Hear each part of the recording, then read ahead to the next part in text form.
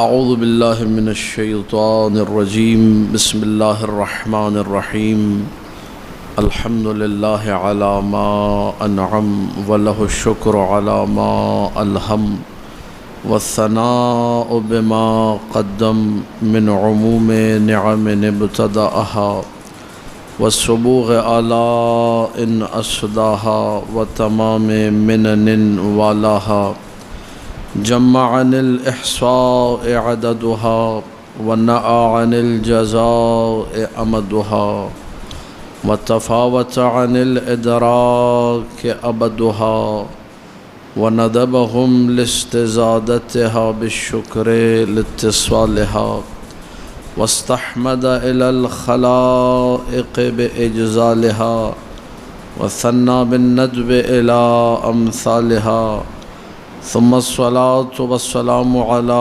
سيدنا ومولانا أبي القاسم محمد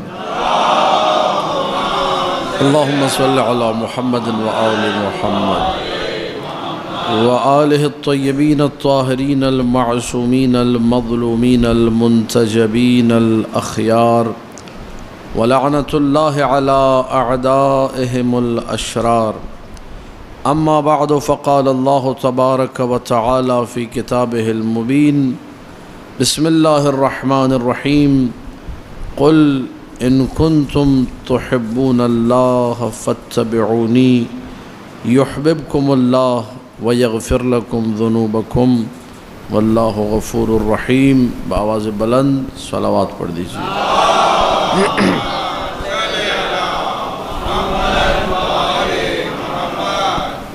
عزیزان محترم، محبت اور ثواب محبت کے حوالے سے مسلسل آپ کی خدمت عالیہ میں حاضر ہونے کا شرف حاصل ہو رہا ہے۔ دعا ہے خداوند متعال سے کہ اچھے طریقے سے اس موضوع کو اپنی کم علمی اور اپنی بساط کو دیکھتے ہوئے مکمل کرنے کی توفیق عطا کرے۔ ایک مرتبہ مل کے بآواز بلند صلوات پڑھ دیجیے۔ اللہم صل علی محمد وآل محمد۔ قرآن مجید نے سورہ آل عمران کی اس آیہ مبارکہ میں جو 31ویں آیت ہے ارشاد فرمایا، کہہ دیجئے ان کنتم تحبون اللہ، اگر تم اللہ سے محبت کرتے ہو، فاتبعونی، تو تمہیں اپنا یہ دعوی محبت اتباع رسول سے ثابت کرنا ہوگا۔ اگر تم نے اتباع رسول عملی طور پہ کر کے دکھایا، رسول کی اطاعت میں آگے بڑھے، رسول کے مطیع بن کر چلتے رہے، تو پھر خداوند متعال تم سے محبت کرے گا، تمہارے گناہوں کو بخشے گا، اور اس کی غفوریت، اس کی رحیمیت انہی لوگوں کے لیے ہے جو مطیع رسول نظر آتے ہیں۔ جو لوگ اطاعت رسول سے بے بہرہ ہیں، جو لوگ اطاعت رسول کرنے میں قاصر ہیں، ایسے لوگوں کے لیے نہ اللہ غفور ہے، نہ اللہ رحیم ہے، نہ ایسوں کو بخشے گا، نہ ایسوں پر اپنی رحمت کا نزول کرے گا۔ بڑی توجہ چاہ رہا ہوں، قل ان کنتم تحبون اللہ، اگر تم اللہ سے محبت کرتے ہو، اتباع کرو، اللہ بھی تم سے محبت کرے گا۔ میرا محبت کرنا اور خدا کا محبت کرنا، میں مخلوق ہوں، وہ خالق ہے۔ محبت کیسے ہوتی ہے؟ محبت کیسے کی جاتی ہے؟ اب یہ ہمارے معاشرے کی برائیوں میں سے ایک برائی ہے کہ ایک نعرہ لگایا جاتا ہے جب کسی نامحرم کو دوسرے نامحرم سے بلا وجہ پیار ہو جائے تو کہتے ہیں محبت کی نہیں جاتی، محبت ہو جاتی ہے۔ یہ جھوٹ ہے، یہ فراڈ ہے، یہ اپنے آپ کو دھوکہ دینے والی بات ہے۔ محبت ہمیشہ کی جاتی ہے، کبھی بھی ہوتی نہیں ہے محبت۔ انسان پر جب شیطان غالب آتا ہے تو اس کو مختلف نعروں کے ذریعے بہکاتا ہے۔ محبت کی تعریف یہ ہے کہ انسان کسی مقام پر کوئی کمال دیکھ کر کھینچا چلا جائے، اس کو محبت کہتے ہیں۔ آپ نے کسی مقام پر کوئی کمال دیکھا اور آپ اس کمال کو دیکھنے کے بعد اس جانب بڑھنے لگے. بڑھنے سے مراد قدموں کے ذریعے نہیں، آپ کا دل بڑھا، مائل ہوئے، اسی کو محبت کہتے ہیں. اب وہ جو بیچارہ گمراہ نوجوان ہے جو کہہ رہا ہے کہ مجھے ایک خوبرو، ایک مہجبی جو ہے پسند آ گئی، اس نے بھی اس کی شکل کو دیکھا ہے، تب اس کو محبت ہوئی ہے. ورنہ جو ہے روڈ پہ کتنی فقیرنیاں گھوم رہے، کسی سے محبت نہیں ہوتی. کیوں؟ کیونکہ اس میں کوئی کمال نظر، وہاں اس کو ایک صورت کے اعتبار سے کمال نظر آیا، اور اس نے فرامین معصومین کو بھلا دیا کہ شیطان کے تیروں میں سے ایک بھجا ہوا، زہر میں بھجا ہوا زہریلا تیر نامحرم کی طرف نگاہ ہے، لہٰذا اس گناہ میں پڑ گیا. لیکن یہاں بھی اگر دیکھا جائے اس کو کوئی چیز نظر آئی تبھی دل بڑھا ہے، ورنہ دل ایسے نہیں بڑھتا. تو محبت کی تعریف، بڑی توجہ چاہ رہا ہوں تاکہ آج کی تمہید اس مجلس میں مکمل ہو جائے. محبت کی تعریف بندے کے لیے یہ ہے کہ کسی مقام پر کوئی کمال دیکھتا ہے اور اس کی جانب سفر کرتا ہے دل کے ذریعے سے، اسی کو محبت کہا جاتا ہے. خدا جو تمام کمالات کو اپنے وجود میں سمیٹے ہوئے ہے، جو غنی مطلق ہے، جس کو کائنات میں کسی سے کوئی کمال نہیں چاہیے، بلکہ پوری کائنات میں اگر کسی کے پاس کوئی کمال ہے تو وہ اسی کا عطا کردہ ہے. تو اس کی محبت کا کیا مطلب ہے؟ ٹھیک ہے یا نہیں ہے؟ ہماری محبت کا مطلب کیا ہے؟ ہم اگر خدا کی محبت کر رہے ہیں، خدا کے کمالات کو اپنی زندگی میں لے کر آئیں. خدا کرنے کی کوشش، خدا ظلم نہیں کرتا، مثلا ہم بھی ظلم کو زندگی سے نکالیں. خدا سچا ہے، صادق الوعد ہے، ہم بھی سچائی، یہ کمالات ہیں جو ہم لائیں گے. لیکن کیا خدا کسی سے کمال لے گا؟ خدا تو کسی سے کوئی کمال نہیں لے گا، وہ تو تمام کمالات کا مجموعہ ہے. تو اب جو کہا جا رہا ہے کہ اگر آپ نے اللہ سے محبت کی تو اللہ بھی آپ سے محبت کرے گا. علم کلام کی مشکل وجہ سے میں آسان طریقے سے آپ کے سامنے پیش کر رہا ہوں. میری محبت کمال کو دیکھ کر لپکنا، یہ محبت ہے. تو اللہ کی محبت کیا ہے؟ اللہ تو کمال دیکھتا ہی نہیں، وہ خود عین کمال ہے. جو خود عین کمال ہو وہ کبھی کمال کی طرف لپکے گا نہیں، اس کی ذات ہی کمال ہے، وہ کل الکمال ہے، بلکہ وہ فوق الکمال ہے.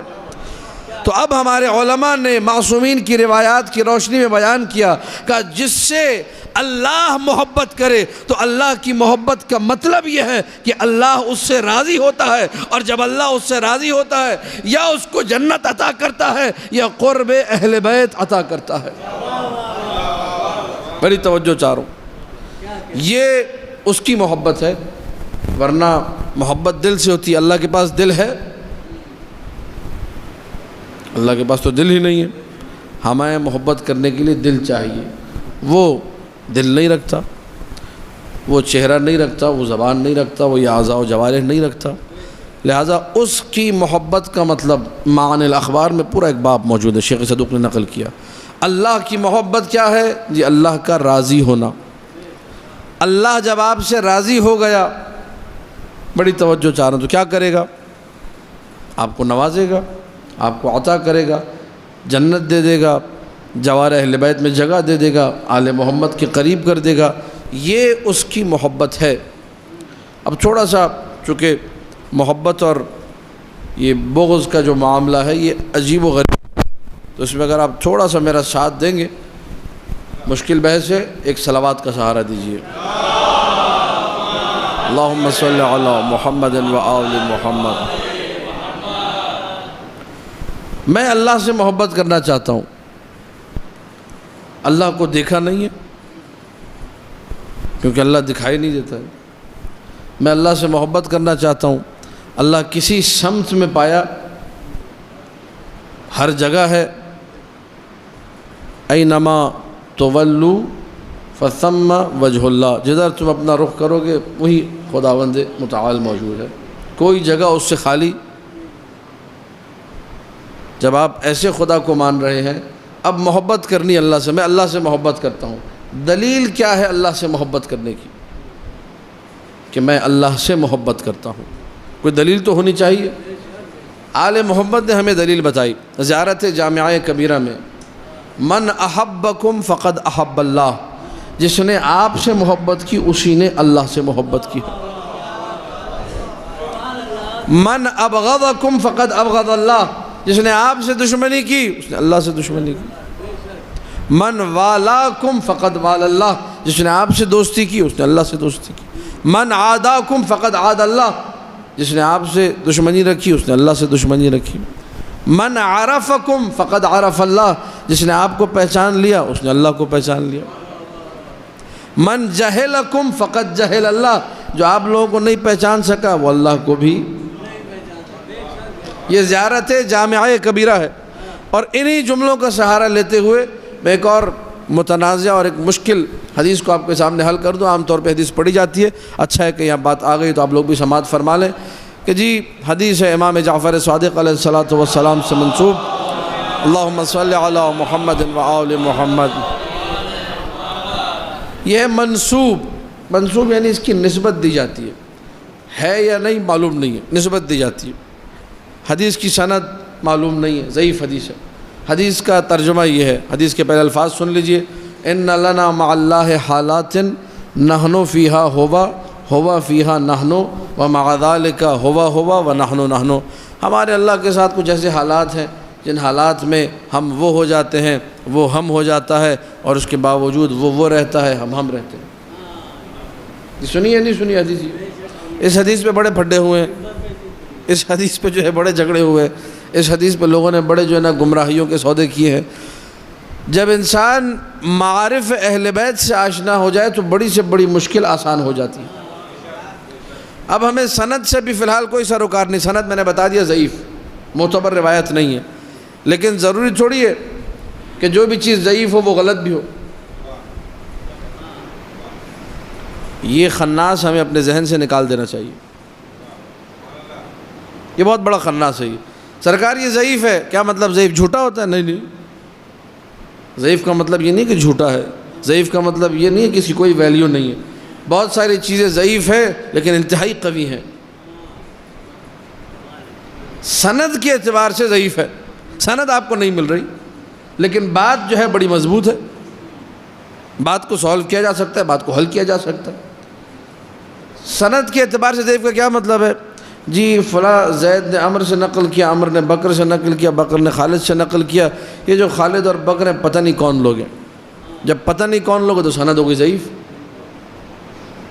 تو کیا حدیث کو ریجیکٹ کر دیں، چھوڑ دیں؟ کہا کہ نہیں، ہو سکتا ہے بات بڑی پتے کی ہو، بڑی کام کی بات ہو، خواہ میں حدیث کو رد نہیں کیا جا سکتا۔ تو یہ جملہ ذہن نشین کر لیجئے کہ ہر ضعیف کبھی بھی غلط نہیں ہوتا۔ بعض موارد میں ہو سکتا ہے اکا دکا جگہوں پہ غلط بھی ہو، لیکن ہر ضعیف کو کلی قانون بنایا کہہ دینا کہ جو بھی ضعیف ہے وہ غلط نہیں، ایسا کچھ بھی نہیں ہے۔ بہت ساری حدیثیں ضعیف ہیں، انہی کے مطابق ہمارے علماء فتوے بھی دیتے ہیں، انہی کے مطابق ہمارے بڑے بڑے مسئلے بھی حل ہو جاتے ہیں۔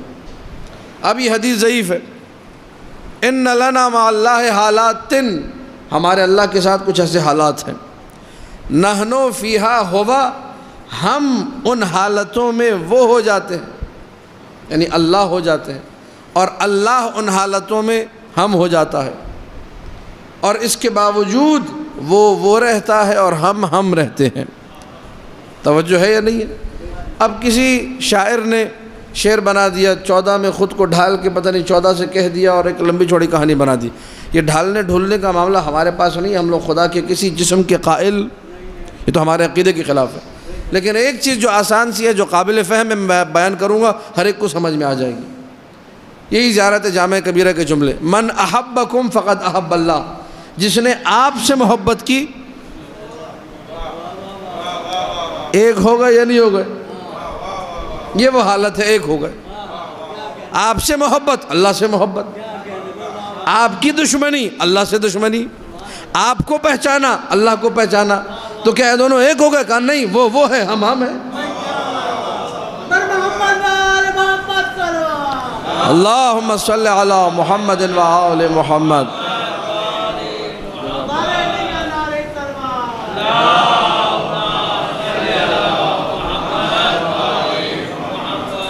توجہ ہے یا نہیں ہے؟ تو جب یہ حدیث اتنی آسانی سے حل ہو رہی ہے تو کہیں اور جانے کی ضرورت تھی؟ کون سی حالتیں ہیں جن میں ہم وہ ہو جاتے ہیں، وہ ہم وہی حالتیں، وہ ان سے محبت کی بس اللہ سے محبت کی، ان سے دشمنی رکھی اللہ سے دشمنی رکھی، ان کو پہچان لیا اللہ کو پہچان لیا، ان سے اگر نادان رہے جاہل رہے تو کبھی خدا کو نہیں سمجھ سکتے۔ اور معصومین نے ایک نہیں کئی مقامات پر کہا بنا عبد اللہ، ہمارے ذریعے اللہ کو پہچانا گیا، اگر ہم نہ ہوتے تو کوئی بھی اللہ کو نہ پہچانتا۔ بنا عبد الرحمن، ہمارے ذریعے سے رحمان کی پرستش کی گئی، عبادت کی گئی، ہم نہ ہوتے تو کوئی عبادت نہ کرتا۔ تو جو معرفت خدا کا روئے زمین پہ سب سے بہترین ذریعہ ہے وہ محمد و آل محمد ہیں، تبھی ان کی محبت کو معیار قرار دیا گیا۔ اگر تم نے ان سے محبت کی تو گویا اللہ سے محبت کی ہے، اگر تم دعوی محبت رکھتے ہو اطاعت بھی ان کی کرو اور محبت بھی ان سے کرو، خدا خود تم سے محبت کرے گا، ساری جزائیں تمہارے نام کر دے گا۔ یا علی اللہم صلی علی محمد و آل محمد۔ بعض احادیث میں یہاں تک ہے، سینیریو کو باقاعدہ احادیث قدسیہ میں تبدیل کیا گیا۔ اللہ سبحانہ و تعالیٰ یہ کہہ رہا ہے کہ میں محب علی کو جنت میں داخل کروں گا، محب علی کو، بھلے میرا نافرمان ہی کیوں نہ ہو، بھلے وہ عاصی ہی کیوں نہ ہو، اور جو دشمن علی ہے اسے میں جہنم میں پھینکوں گا، بھلے وہ میرا مطیع ہی کیوں نہ ہو۔ کیوں؟ کیونکہ اللہ نے معیار ان ذوات کو قرار دیا ہے، آنا ہے تو اس رستے سے آؤ، یہ رستہ جو میں نے معین کیا ہے اس سے اگر تم نے سرکشی اختیار کی، اور تاریخ بہت اچھے طریقے سے ہر چیز کو بیان کرتی ہے، مثالیں آپ لوگوں کے ذہن میں ہیں، لیکن بعض اوقات انسان وہ کہتے ہیں انسانی جو ذہن ہے پتہ نہیں 30,000 ٹیرا بائٹ اس میں میموری آ سکتی ہے اگر موجودہ اصطلاح کے اعتبار سے دیکھا جائے، یعنی بہت عجیب و غریب میموری ہے، تو اس میں بہت ساری باتیں سنتے ہیں وہ ذہن کے کسی گوشے میں چلی جاتی ہیں، جب دوبارہ ان کو سنایا جاتا ہے بیان کیا جاتا ہے تو ایک دم وہ کلک کرتی ہیں، ذہن میں آ جاتی ہے بات۔ حارث ابن نعمان فہری سب نے سنا ہوا، غدیر کے موقع پہ جب اس نے آ کر کیا کہا تھا، یہی تو کہا تھا آپ نے نماز بیان کی ہم نے قبول کر لی، آپ نے روزہ بیان کیا ہم نے قبول کر لیا، آپ نے حج و زکوٰۃ و خمس و جہاد بیان کیا ہم سب کرتے گئے، یعنی پکا مومن تھا اس اعتبار سے، تو ساری باتیں مان رہا تھا۔ یہ جو اپنے چچا زاد کو اب خلیفہ بنانے جا رہے ہیں یہ کس چکر میں، یہ کہاں سے آیا؟ صرف اسی کا انکار کیا تو اللہ نے وہیں پر عذاب،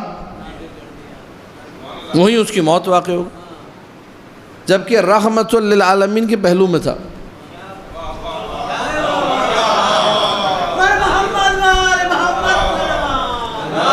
اللہم صلی علی محمد و آل محمد۔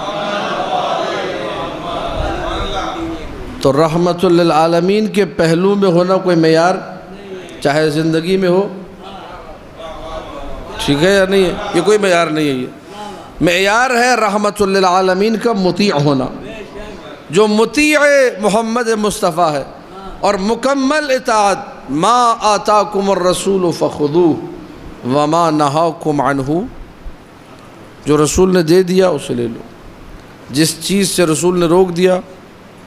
میں بارہا ایک مثال ہے اکثر اپنی مجالس میں پیش کرتا ہوں اس بات کو سمجھانے کے لیے کہ انسان کو جب مطیع بننا ہے تو مطیع محض بنے،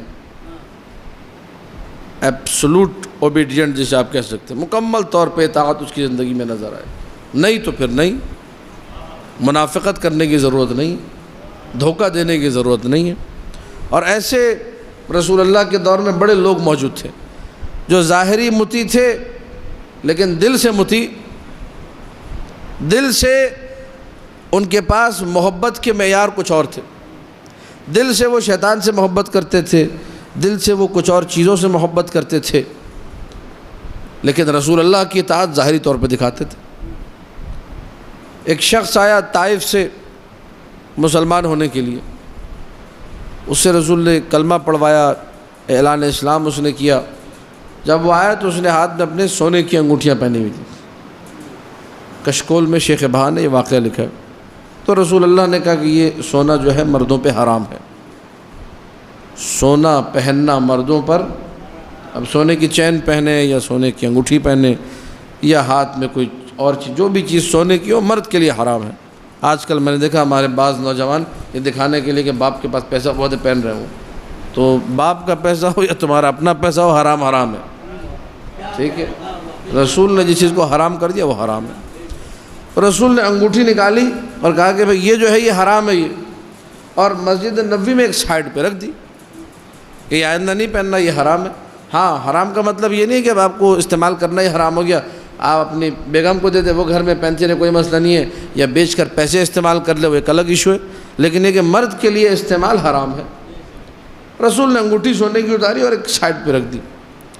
کچھ ہی دیر گزری، رسول اکرم جو ہے اپنے حجرے میں تشریف لے گئے. تو کچھ شمع رسالت کے پروانوں نے یہ کہا کہ سرکار چلے گئے، اب اٹھا کے پہن لو. توجہ ہے یا نہیں؟ یہ بھی محبت کرنے والے تھے، یہ بھی اطاعت کرنے والے تھے. کہنے لگے سرکار حجرے میں چلے گئے، اٹھا کے پہن لو، بڑی قیمتی انگوٹھی ہے، بڑی چمک رہی ہے، بڑی دھمک رہی ہے. وہ جو آنے والا تھا وہ ان سے زیادہ مطیع نکلا. کہنے لگا جس چیز کو محمد مصطفیٰ نے زندگی سے نکال دیا اب کبھی میری زندگی میں نہیں آ سکتی. یہ ہے اطاعت. ایک دفعہ مولا نے جو چیز نکال دی اب وہ زندگی میں نظر نہیں آئے گی.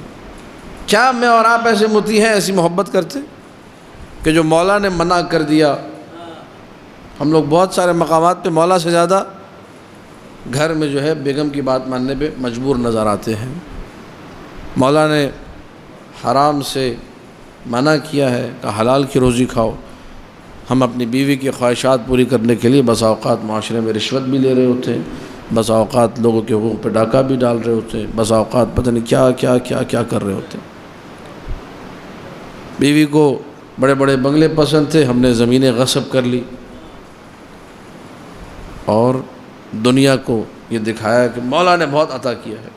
امیر المومنین نہج البلاغہ میں فرمایا الحجر الغصب فی الدور رہن علی خرابہا. ایک گھر میں اگر ایک پتھر بھی غصبی لگا ہو ناجائز تو اس گھر کو کھنڈر میں تبدیل کر دینے کے لیے کافی ہے. تمہارا تو پورا پلاٹ ہی غصبی ہے، تو ایک ایک چیز غصبی ہے. کس بات کے مولا کے مطیع؟ دوسروں کو دھوکہ دے رہے ہیں. جیسے پلاٹ پہ قبضہ کیا فٹافٹ غازی کا علم لا کے لگا دیا. یہ ہو رہی ہے نہیں ہو رہی؟ بہت سے لوگ کر رہے ہیں. اور جب تشیع کے نام پہ ہو تو ہم سب کا دل دکھنا چاہیے کہ مولا کے نام پہ کیوں ہو رہی ہے، تم کسی اور کے نام پہ کرو. جنہوں نے ابتداء اسلام سے غصب کیا ان کے نام پہ جا کے کرو. امیر المومنین کے نام پہ کیوں کر رہے ہو بھائی؟ اگر غلط کام کرنا ہے تو غازی کا علم نہیں لگاؤ یہاں پر. ٹھیک ہے، کوئی اور میں بتا دوں گا کیا لگانا ہے وہ لگا دوں وہاں جا کے. ٹھیک ہے، غازی کا علم تو نہ لگاؤ بھائی. خدا اللہم صلی علی محمد و آل محمد. محبت کے آثار اس دنیا میں نظر آنے چاہیے. جتنی آپ کی محبت عظیم ہے، جتنی آپ کی محبت قیمتی ہے، اس کا کرشمہ یہاں نظر آنا چاہیے کہ یہ محب ہے مولا کا. ان المحب لمن یحب مطیع. محب جس سے محبت کرتا ہے اس کا مطیع بھی ہوتا ہے. ہم لوگ دنیا میں جن سے محبت کرتے ہیں بسا اوقات ان کے مطیع نظر آتے ہیں، لیکن جس مولا سے محبت کرتے ہیں اس کی اطاعت کرنے پہ تیار. اس کا مطلب یہ ہے کہ یہ وہ جو محبت کا اثر یہاں ظاہر ہونا چاہیے وہ ظاہر، یہ جو فانی دنیا ہے، یہ جو غیر باقی دنیا ہے، جب اس میں محبت کا اثر ظاہر نہیں ہو رہا، اتنی کمزور محبت ہے. اب اگر میں توقع یہ رکھوں کہ اسی محبت کے ذریعے سے مجھے وہاں سب کچھ مل جائے گا، یہ نادانی ہے، یہ بیوقوفی ہے. یہ وہی مثال ہے اس کی کہ جو ہے بغداد میں ایک شخص بیچارہ جو ہے بھیک مانگ رہا تھا. کہہ رہا تھا جس نے بھی مجھے ایک فلس کہتے ہیں وہ ٹیڑھا سکہ جو ہوتا ہے، کھوٹا سکہ چلتا ہے نا، چار چیزیں اس کی بھی آ جاتی ہیں لیکن انتہائی کم ویلیو والا. کہہ رہا تھا جس نے ایک فلس دیا، کھوٹا سکہ، تو میں دعا کروں گا کہ جو ہے ساقی کوثر امیر معاویہ اس کو سیراب کرے۔ یہ دعائیں دیتا ہوا بغداد کی گلیوں میں ادھر سے ادھر بھاگ رہا تھا۔ تو کسی جو ہے شیعہ نے دیکھ لیا، اس کو بڑا غصہ آیا کہ امیر المومنین کے اتنے لقب غصب ہو، اس نے یہ بھی غصب کر لیا۔ ساقی کوثر تو امیر المومنین کا لقب ہے۔ تو یہ اس فقیر کے پیچھے چلتا چلتا جو ہے کسی تاریک گلی میں پہنچا تو اس نے رکھ کے ایک تھپڑ لگایا اس کو، کہا تمہیں شرم نہیں آتی؟ امیر المومنین کا لقب ساقی کوثر تم نے یہ بھی غصب کر لیا، اور تم جو ہے حاکم شام کو ساقی کوثر کر۔ اس نے کہا خدا کو مانو، میں خود شیعہ حیدر قرار ہوں، میں خود مولا کا ماننے والا ہوں، میں کیسے یہ کر سکتا ہوں؟ لیکن تم خود ہی بتاؤ، کیا تم کھوٹا سکہ دے کہ علی کے ہاتھوں شراب ہونا چاہتے ہو؟ کھوٹا سکہ دو گے تو ایسی دعا ملے گی، زیادہ پیسے دو گے تو پھر میں مولا علی کے ہاتھوں شراب کرنے کی دعا کروں گا، بولے میں بھی شیعہ ہوں۔ تو ہم لوگ چاہتے ہیں کچھ بھی نہ کریں، اطاعت نام کی نہیں ہے، زحمت کچھ بھی نہیں کرنی، ہلنا اپنی جگہ سے نہیں ہے، چاہیے ہمیں سب کچھ، یہ نہیں ہو سکتا۔ جتنے گناہ کرنے کر لو، مولا بخشوا دیں گے۔ بھائی تمہارا باپ آدم وہ تو جنت سے نکال دیا گیا، گناہ کی وجہ سے نہیں، ترک اولا، وہ ترک اولا کی وجہ سے حضرت آدم کو نکال دیا گیا، اور جو بچے ہیں وہ اتنے ماشاءاللہ ڈھیٹ ہیں کہ وہ گناہ پہ گناہ کر کے جنت ہی میں جانا چاہ رہے ہیں۔ یہ سمجھ میں آنے والی بات ہے یہ۔ لہذا جو محبت محمد و آل محمد کا علم بردار ہے، اسے اپنی محبت میں پاکیزگی کو لانا ہوگا۔ جتنا زیادہ انسان پاکیزہ ہوگا، میں گزشتہ 3 مجلسوں سے جملہ تکرار کر رہا ہوں، اتنا اس کی محبت پروان چڑھے گی، اتنا اس کو نظر آئے گا کہ یہ محبت جو ہے واقعاً میری زندگی میں ایک رونق لا رہی ہے۔ اس کو اپنی روحانی کیفیت سے نظر آئے گا۔ وہ ایک دفعہ چھوٹی سی مثال ہے، صرف سمجھانے کے لیے دے رہا ہوں۔ ایک دفعہ آپ گھر سے نکلتے ہیں مجلس کے لیے، بس جیسے کوئی مریل انسان جا رہا ہو، بس لاش کی مانند جا رہے ہیں، بس بیگم اور بچے جا رہے ہیں تو بس میں بھی جا رہا ہوں۔ ایک یہ طرز عمل ہوتا ہے، اور ایک انسان مقناطیس کی مانند کھنچا چلا جا رہا ہوتا ہے، دوڑ رہا ہوتا ہے کہ مجلس کا کوئی ایک پل مجھ سے مس۔ یہ 2 الگ الگ کیفیتیں ہیں۔ ایک دفعہ آپ پوری مجلس میں بت بنے بیٹھے رہتے ہیں، پتہ نہیں کب ختم ہوگی، دیکھتے ہیں کہ جو نا گھڑی کو دیکھتے ہیں کب مولانا صاحب ہماری جان چھوڑیں گے۔ ایک یہ کیفیت ہے، اور ایک یہ کہ آپ کو وقت کا پتہ ہی نہیں چلتا، جب مجلس ختم ہوتی ہے آپ کہتے ہیں اچھا ختم بھی ہو گئی، پتہ بھی نہیں چلا۔ یہ 2 الگ الگ کیفیتیں ہیں۔ ایک دفعہ آپ فضائل بھی سن کر، کوئی مولا کا نام بھی سن کر آپ کے آنکھ میں نمی آ جاتی ہے، آنسو آ جاتا ہے، اور ایک دفعہ پورے مصائب بھی سن لیتے کوئی آنسو نہیں بہتا۔ یہ 2 الگ الگ کیفیتیں ہیں۔ یہ سارا کا سارا اس کا تعلق آپ کی قلبی محبت سے ہے۔ محبت جتنی شاندار ہوگی اس کے آثار نظر آئیں گے، روتا ہوا انسان دکھائی دے گا، اس کی روح تر و تازہ رہے گی، اچھائیوں کی طرف کھنچا چلا جائے گا۔ مجلس آپ کو یہاں سے بالکل جیسے اگر آج کی زبان میں کہوں ریپیئر کر کے بھیجے گی، آپ کی تعمیر کر کے، آپ کی روح کو پاک و پاکیزہ کر کے بھیجے گی۔ اب اس پاکیزگی کو برقرار رکھنا یہ آپ کے ہاتھ میں۔ یہاں غم حسین میں آنسو بہائے، وہاں باہر نکلے امام بارگاہ سے نامحرم کو دکھا، ختم ہو گئی ساری، خود ہی سب کچھ خراب کر دیا۔ لیکن اگر نامحرم کا وجود سامنے، نگاہوں کو جھکا لیا کہ ان آنکھوں سے میں نے آنسو بہائے حسین کے لیے، اب پاکیزگی کو باقی رکھنا، ٹھیک ہے یا نہیں ہے؟ یہ آپ کے ہاتھ میں، یہ میرے ہاتھ میں۔ سر جھکا کے چلے گئے، معصوم کا ارشاد ہے غضوا ابصارکم ترون العجائب، تم اپنی نگاہیں نیچی کر لو، عجائب دکھانا ہمارا کام ہے۔ اپنی نگاہوں کو پاکیزہ بنا لو، عجائب دکھانا ہمارا کام ہے۔ نگاہیں تم نے خراب کی، بدماشیاں ساری تم نے کی، اس کے بعد اگر تم توقع رکھو کہ تمہیں عجائب نظر آئیں گے، یہ نہیں ہو سکتا۔ در اتنا کرم والا در ہے یہ، جو بندہ آ جائے اس کو عطا ہوتی ہے، کوئی ایسا نہیں ہے جو اس در سے خالی چلا جائے۔ صرف میں نے پھر عرض کی محبت، یہ آیت اللہ دستغیب نے بھی بکھرے موتی کتاب اس میں دیکھیے گا واقعہ موجود ہے، اور ان کی دیگر کتب میں بھی ہے، اور زیادہ پرانا واقعہ بھی نہیں ہے۔ جن لوگوں نے یہ واقعہ اپنی آنکھوں سے مشاہدہ کیا تھا ابھی بھی ان میں سے کچھ لوگ زندہ ہیں نجف و کربلا میں، تقریباً 60 سال پرانا 70 سال پرانا واقعہ ہی۔ نجف اشرف سے ہر شب جمعہ ایک شیخ عبد الحسین مشکور جو حرم میں نماز پڑھاتے تھے، تو ہر شب جمعہ جاتے تھے، وہاں نماز پڑھا کے آ جاتے تھے۔ تو ایک شب جمعہ نہیں جا سکے، خواب میں دیکھا۔ محبت کو دیکھیے گا، محبت کا اثر دیکھیے گا، محبت کا امتیاز دیکھیے گا کہ ایک دیہاتی نوجوان مٹی میں اٹا ہوا، کپڑے بھی ڈھنگ کے نہیں ہیں، جو دیہات کا رہنے والا اطراف کربلا کے، وہ آیا اور اس نے آ کر سید الشہداء کی بارگاہ میں سلام کیا، کہا السلام علیکم یا ابا عبداللہ۔ حسین ابن علی کی زری سے جواب آیا، وعلیک السلام یا زائری۔ نجف کا بہت بڑا عالم ہے، خواب میں دیکھ رہے، بڑا حیران ہوا کہ یہ میں نے کیا دیکھا ہی۔ اگلے شب جمعہ کو زیارت کے لیے گئے کربلا، زیارت کر رہے تھے بالا سر سرہانے کے مقام پہ، وہی جوان نظر آیا، زیارت چھوڑی، دوڑ کر گیا اس کے پیچھے، رش میں اس کو پکڑا اور کہاں کے رہنے والے ہو تم؟ اس نے کہا میں اطراف کربلا کا رہنے والا ہوں، دیہاتی ہوں، کھیتی باڑی کرتا ہوں۔ یہ کوئی عالم نہیں ہے، یہ کوئی عارف جس کو میں اور آپ عارف کہتے ہیں، وہ بھی نہیں ہے، کوئی بہت بڑا مولا کا ذاکر، کوئی نوح خان، بڑے بڑے لیبل ہیں نا، کچھ بھی نہیں، لیکن ہے واقعاً بڑا۔ کون ہو؟ کھیتی باڑی کرنے والا ایک عام آدمی۔ تم پچھلے شب جمعہ آئے تھے، تم نے سلام کیا اور ذریعہ حسین سے جواب آیا، میں نے خواب میں دیکھا، بس یہی پوچھنے کے لیے تم سے آیا ہوں کہ وجہ کیا ہے۔ بس یہ وجہ سن لیجئے اور مجلس مکمل ہو جائے گی۔ اب جب اس نے دیکھا کہ قبلہ جو تحقیق کر رہے ہیں وہ اس لیے کر رہے ہیں، کہنے لگا کہ قبلہ ماجرا یہ ہے، میں ہر شب جمعہ کئی کلومیٹر، 40 کلومیٹر، پتہ نہیں 30 کلومیٹر کے فاصلے پہ گاؤں ہے ہمارا، وہاں سے ایک گدھے پہ بٹھا کے ایک شب جمعہ اپنے باپ کو لاتا ہوں، خود پیدل آتا ہوں، باپ کو گدھے پہ بٹھایا، خود پیدل۔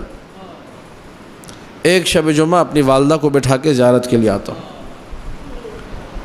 پچھلے شب جمعہ باپ کی باری تھی، باپ کو میں نے گدھے پر بٹھا دیا کہ چلے زیارت کے لیے، تو میری ماں نے رونا شروع کر دیا کہ میں بھی جاؤں گی۔ میں نے کہا اماں پچھلے شب جمعہ تو میں لے جا چکا ہوں، ابھی نہیں لے جا سکتا، اس دفعہ بابا کی باری۔ کہا کہ نہیں، میں پتہ نہیں زندہ رہوں نہ رہوں، بیٹے مجھے بھی لے جا۔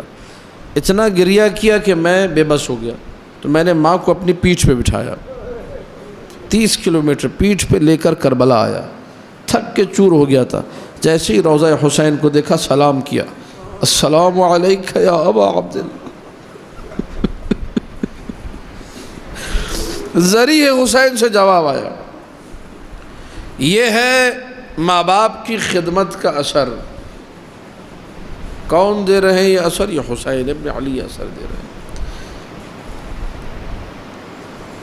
محبت ہے، لیکن محبت کا اثر ایسے ظاہر ہوتا ہے۔ ہمارے یہاں کیا ہو رہا ہے؟ بیٹا مجلس میں جا رہا ہے، ماں کہتی ہے کہ بیٹے میری مثلا یہ 2 گولیاں میڈیکل اسٹور سے لا دے، وہ کہتے ہیں نہیں اماں میرے دوست آ گئے، میں جا رہا ہوں، لیٹ ہو گیا، کسی اور سے منگوا لینا، محلے میں کسی کو بول دیں۔ یہ کبھی مجلس میں جا کے کامیاب نہیں ہوگا۔ جس کو اپنی ماں کا احترام نہ آتا ہو، اس کو فرش عذاب پہ، یہ وہی ان فرش عذاب پہ ان لوگوں میں سے ہوگا جو بیٹھ کے بس بت بنے بیٹھے رہتے ہوں گے، مردہ بن کے بیٹھے رہتے ہوں گے، اس کو کچھ نہیں ملنے والا۔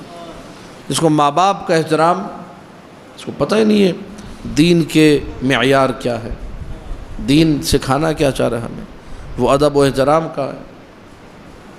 ماں کا احترام، باپ کا احترام اگر نہیں کیا، آخری زمانے کی بدترین جو حالات ہیں ان میں سے یہی ہے۔ اللہ کے رسول نے جب کہا کہ ایک زمانہ ایسا آئے گا لوگ اپنے دوستوں کے ساتھ اچھائی کریں گے اور اپنے ماں باپ کے ساتھ برائی کریں گے۔ یجفو الرجل بوالدیہ، جفا کرے گا اپنے ماں باپ کے ساتھ، ویبر بصدیقہ، اپنے دوستوں کے ساتھ نیکی کرے گا۔ تو سلمان محمدی نے پوچھا کہ یہ لوگ کیا بت پرست ہوں گے، مشرک ہوں گے؟ کہا کہ نہیں مشرک نہیں ہوں گے، آخری زمانے کے مسلمان ایسے ہوں گے۔ آج ہو رہا ہے یا نہیں ہو رہا؟ آج کتنی ہماری نوجوان نسل ایسی ہے جو دوستوں کو اپنا مخلص سمجھتی ہے، ماں باپ کو دشمن سمجھتی ہے۔ یہ تعلیم اہل بیت، یہ منطق اہل بیت۔ ماں باپ برے بھی ہوں تو ان کی مغفرت کے لیے دعا کرو۔ ماں باپ تمہیں اچھے نہ بھی لگتے ہوں کسی بھی وجہ سے، دعا کرو کہ اچھے لگیں، دعا کرو کہ ان سے تمہارے معاملات بہتر ہوں۔ دوست تمہارے کسی کام نہیں آئیں گے اگر تم نے ماں باپ کو ٹھکرا دیا۔ اگر ماں باپ کو دھتکار دیا تو جہنم کا رستہ اپنے لیے ہموار کر لیا۔ اور اگر ماں باپ کی خدمت کی، یہی مجلس پھر تمہیں دیکھو کہاں لے کر جاتی ہے۔ وہی ماں تمہیں دعا دے گی، وہی باپ تمہیں دعا دے گا۔ لیکن اگر ماں باپ کے ساتھ جفا ہو رہی ہے، جی کہاں جا رہے ہیں؟ جی سنگت کے ساتھ جا رہا ہوں میں، رات بھر شب بیداری میں جا رہا ہوں لیکن ماں کا دل دکھا کے جا رہا ہوں، رات بھر شب بیداری میں ماتم کر رہا ہوں لیکن باپ کو جو ہے برا کہہ کے جا رہا ہوں، نعوذ باللہ۔ یہ ہو رہا ہے۔ یہ لوگ اصل دین سے آشنا ہی نہیں، واقف ہی نہیں۔ ہمیں ادب یہ سکھایا گیا ہے کہ ماں باپ کے سامنے جھکے رہنا ہے، جتنا ہو سکتا ہے ماں باپ کی اطاعت کرو۔ ماں باپ نے جو کہہ دیا حرف آخر۔ ہمیں درس کیا ملتا ہے؟ کربلا والوں نے ہمیں کیا درس دیا ہے؟ جو ماں باپ کہیں اسی کو تسلیم کرنا ہے، اسی کو ماننا ہے۔ کربلا کی ماؤں نے کیا درس دیا؟ وہب ابن حباب کلبی آپ کے سامنے مسیحی تھا، اسلام لے کر آیا، مولا کی خدمت میں آیا۔ جب جا رہا تھا شہادت کے لیے تو بیگم نے بلا لیا اس کو، زوجہ نے۔ ماں نے کہا کہ زوجہ کی باتوں میں نہ آنا، کہیں ایسا نہ ہو وہ تمہیں رسول اللہ کے نواسے پہ جانے ساری سے روک دے۔ یہ ماں ہے، ایسی ماں ملتی ہے کہیں بھی؟ اور جب وہب کا سر کاٹ کے پھینکا گیا، ہر تاریخ نے لکھا، ہر مقتل نے، کہ وہب کی ماں کی گود میں وہب کا کٹا ہوا سر اس نے واپس پھینک دیا، کہا جو چیز حسین کے لیے دے دی اب میں واپس۔ یاد رکھنا چاہیے کہ فرش عزا پہ آنے کی توفیق بھی اگر مل رہی ہے تو یہ ماں کا پلایا ہوا دودھ ہے جس کی وجہ سے تھوڑی محبت تمہارے دل میں آ گئی۔ اگر وہ نہ ہوتا تو تم آج پتہ نہیں کسی اور طرف ہوتے، نہیں معلوم کہاں پر ہوتے۔ آج حکم یہ ہے کہ ذکر ہو ان دو شہزادوں کا جو زینب کبریٰ کے شہزادے ہیں، جو اپنے ماموں کی جان ہیں۔ زینب کبریٰ سلام اللہ علیہا، علی کی وہ بیٹی کہ جسے ام المصائب کہا جاتا ہے، یعنی مصائب کی ماں۔ مصیبتوں کی انتہا ہو گئی لیکن زینب کبھی نہیں تھکی۔ کیوں نہیں تھکی؟ ہر مصیبت سہ لی۔ کیسے سہ لی ہر مصیبت؟ کیونکہ محبت ہے حسین ابن علی سے۔ جب امیر المؤمنین سلام اللہ علیہ نے کہا کہ بیٹے عبداللہ ابن جعفر طیار کا رشتہ آیا ہے۔ عبداللہ ابن جعفر طیار عرب کے اندر اپنی سخاوت میں مشہور تھے، ہر وقت ان کا دروازہ فقراء کے لیے کھلا رہتا تھا۔ کسی کو قرضہ لینا ہو، کسی کو کوئی مسئلہ حل کرانا ہو، کہتے تھے عبداللہ کے دروازے پہ جاؤ تمہارا مسئلہ حل ہو جائے گا۔ یہ صفات ہیں، خاندان بنی ہاشم کا ہے عبداللہ ابن جعفر طیار کا بابا جیسا آپ کہیں، لیکن میری دو شرطیں ہیں۔ ایک تو یہ کہ شادی کے بعد کبھی بھی عبداللہ مجھے حسین کی زیارت سے نہیں روکیں گے، جب میں حسین کو دیکھنا چاہوں دیکھوں گی۔ اور دوسرا یہ کہ اگر کبھی بھی حسین مدینہ چھوڑ کر گئے تو میں بھی حسین کے ساتھ جاؤں گی۔ سن 60 ہجری کے وہ دن بھی قریب آئے جب حسین روانہ ہو رہے تھے، عبداللہ علیل تھے، بیمار تھے، زینب کی بے چینی بڑھتی جا رہی ہے۔ جانتی ہیں شوہر کا حکم ماننا بھی واجب ہے۔ عبداللہ سے کہا عبداللہ اگر تم نے مجھے جانے نہیں دیا تو ادھر حسین کا قافلہ مدینے سے نکلے گا اور تمہارے گھر سے زینب کا جنازہ نکلے گا۔ جاؤ بی بی، میں نے اجازت دی، بچوں کو نہیں جانے دیا۔ عون و محمد جن کا ذکر ہونا ہے، جب قافلہ مدینہ کی سرحد پہ پہنچا، مؤرخین نے لکھا کہ عبداللہ عون و محمد دونوں کو تیار کر کے خود لے کر مدینہ کی سرحد پہ آئے اور کہنے لگے یہ میری طرف سے حسین کے لیے تحفہ ہے کربلا کا۔ باپ ہو تو ایسا، ماں ہو تو ایسی۔ آ گئی کربلا، شب عاشور، جب ہر ماں اپنے لخت جگر سے کہہ رہی تھی خبردار کل پیچھے نہ رہ جانا، سب سے پہلے تم نے ذبح ہونا ہے، سب سے پہلے تم نے اپنی جان قربان کرنی ہے۔ وہیں زینب کبریٰ نے بھی مسلسل یہی کہا، بیٹوں میں اپنا دودھ حلال نہیں کروں گی اگر تم نے ماموں جان پہ اپنی جان کو قربان نہیں کیا۔ عاشور کا دن آیا، علی اکبر شہید ہو گئے، حسن مجتبیٰ کے لخت جگر قاسم شہید ہو گئے۔ زینب کبریٰ نے فضہ کو حکم دیا بیٹے عون و محمد کو بلاؤ۔ بیٹوں کو جب بلایا گیا تو کہا بیٹوں میں نے کل رات کیا کہا تھا، تم ابھی تک زندہ ہو؟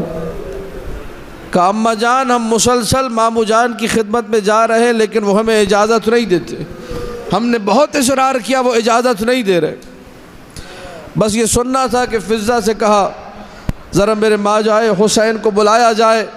جب حسین ابن علی زینب کبریٰ کے خیمے میں آئے تو دیکھا کہ زینب کبریٰ نے اپنے بال کھولے ہوئے ہیں، بالوں میں خاک ڈالی ہوئی ہے۔ گھبرا گئے ایک لمحے کو حسین، کیا عالم بنایا ہے یہ زینب کبریٰ؟ کہا کہ اے میرے ماں جائے حسین، مجھے اتنا بتاؤ میں نے ساری زندگی کبھی تم سے کچھ مانگا ہے؟ کہا کچھ نہیں مانگا۔ کہا آج مانگ رہی ہوں میرے بچوں کو اجازت دے دو۔ یہ ہے ماں، کربلا کی ماں، عون و محمد کی ماں زینب کبریٰ سلام اللہ علیہا۔ حسین و عباس دونوں نے مل کے تیار کیا۔ جب بچے تیار ہو گئے تو ایک لمحے کو فضہ نے آ کر بی بی سے کہا بی بی بچے میدان کے لیے روانہ ہونے کو تیار ہے، آپ بچوں کی زیارت نہیں کریں گی؟ کہا کہ نہیں انہیں بھیج دو، میں حسین کے سامنے شرمندہ نہیں ہو سکتی۔ چلے دونوں شہزادے میدان کو، ایسی جنگ لڑی کہ دشمن کو پتہ چل گیا جعفر طیار کے پوتے ایسے ہوتے ہیں۔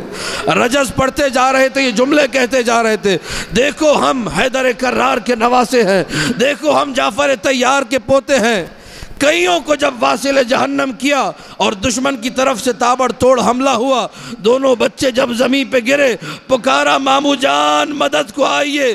ایک طرف سے حسین دوڑے، ایک طرف سے عباس دوڑے، عون و محمد کا جنازہ بھی آ گیا۔ عزادارو زینب کبریٰ کو ایک لمحے کو پھر فضہ نے بلایا، بی بی آ جائیے۔ کہا کہ فضہ خیمے کا پردہ گرا دو، حسین شرمندہ ہوگا مجھے دیکھ کر۔ ایک لمحے کو زینب آگے نہیں آئی، اپنے بچوں کا ماتم نہ کیا، یہاں تک کہ وہ مرحلہ آ گیا جب زندان شام میں سارے کٹے سر ملے بیویوں کو ماتم کرنے کے لیے۔ ہر سر پہ کوئی نہ کوئی بی بی ماتم کر رہی تھی، دو سر ایسے تھے جن پہ کوئی ماتم کرنے والا نہ تھا۔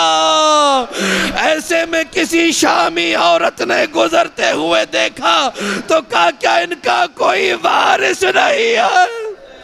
بس یہ سننا تھا۔ زینب کبریٰ نے کہا میں ان کی ماں ہوں، لیکن اتنا بتاؤ اپنے ماں جائے حسین کا ماتم کروں یا اپنے بچوں کا الا لعنت اللہ علی القوم الظالمین وسيعلم الذين ظلموا آل محمد أي منقلب ينقلبون۔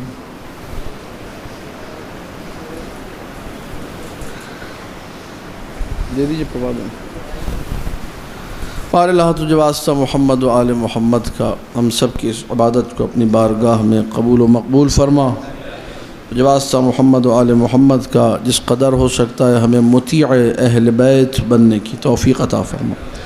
تجھے واسطہ محمد و آل محمد کا شیعیان حیدر کرار کے باہمی آپسی جو بھی اختلافات ہیں ان سب کو بحق صاحب العصر والزمان دور فرما۔ تجھے واسطہ محمد و آل محمد کا جو مؤمنین بحق صاحب الامر شفاء کلی عطا فرما۔ کورونا کے کیسز جو بڑھ رہے ہیں تمام عزاداروں کو اس موذی مرض سے محفوظ فرما۔ جو مبتلا ہیں اس مرض میں جلد از جلد بحق بیمار کربلا شفاء کامل و عاجل عطا فرما۔ عزاداری کی رونق میں اضافہ عطا فرما۔ چہلم کے جلوس میں بر وقت مسلسل شریک ہونے کی توفیق عطا فرما۔ تجھے واسطہ محمد و آل محمد کا سرکار صاحب الامر کے ظہور میں تعجیل فرما۔ ہم سب کو ان کے اعوان و انصار میں شامل ہونے کی توفیق عطا فرما۔ آخر میں گزارش سورہ فاتحہ کی سید علی اصغر رضوی ابن سید قاسم حسین، کنیز آسیہ بیگم بنت سعید الدین، شہید سید حسین علی ابن سید کاظم علی، در شہوار رضوی بنت صابر حسین کاظمی، سید توقیر احمد جعفری ابن مولانا حسن امداد، سید علی زیدی ابن سید ضیاء الحسن زیدی، سید مہدی حیدر ابن وسیع حیدر، سید عارف علی زیدی ابن نصرت علی زیدی، سید مہدی واسطی ابن سید محمد واسطی، سید محمد واسطی ابن صفدر حسین واسطی، اور جملہ مرحومین و مرحومات کو ذہن میں رکھتے ہوئے ایک سورہ فاتحہ اور 3 مرتبہ سورہ۔ بسم اللہ الرحمن الرحیم، الحمدللہ رب العالمین الرحمن الرحیم مالک یوم الدین، ایاک نعبد و ایاک نستعین، اہدنا الصراط المستقیم صراط الذین انعمت علیہم غیر المغضوب علیہم ولا الضالین۔ بسم اللہ الرحمن الرحیم، قل هو اللہ احد اللہ الصمد لم یلد ولم یولد ولم یکن له کفوا احد۔ بسم اللہ الرحمن الرحیم، قل هو اللہ احد اللہ الصمد لم یلد ولم یولد ولم یکن له کفوا احد۔ بسم اللہ الرحمن الرحیم، قل هو اللہ احد اللہ الصمد لم یلد ولم یولد ولم یکن له کفوا احد۔ ربنا تقبل منا انك انت السميع العليم بر محمد و آل محمد۔